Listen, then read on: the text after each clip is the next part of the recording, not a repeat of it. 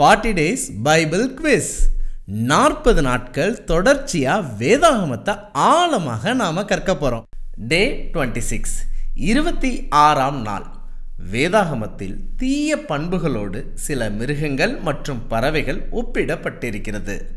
அதிலே எந்த மிருகம் எந்த தீய பண்போடு ஒப்பிடப்பட்டிருக்கிறது என்பதை நீங்கள் தேடி கண்டுபிடித்து எங்களுக்கு விடையளியுங்கள்.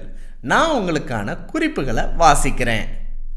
2 பேதுரு 2ஆம் அதிகாரம், மத்தேயு 7ஆம் அதிகாரம், 2 கொரிந்தியர் 11ஆம் அதிகாரம், எரேமியா 49ஆம் அதிகாரம், மத்தேயு 25ஆம் அதிகாரம். இந்த குறிப்புகளிலிருந்து நான் கேட்ட கேள்விக்கு நீங்கள் பதிலளிக்க முடியும். பிப்ரவரி 18ஆம் தேதியிலிருந்து ஏப்ரல் 2ஆம் தேதி வரைக்கும் கேட்கக்கூடிய எல்லா வேதாகம கேள்விக்கும் அன்னன்னைக்கு பதில் கண்டுபிடித்து எங்களுடைய வாட்ஸ்அப் எண்ணுக்கு அனுப்பி வைங்க.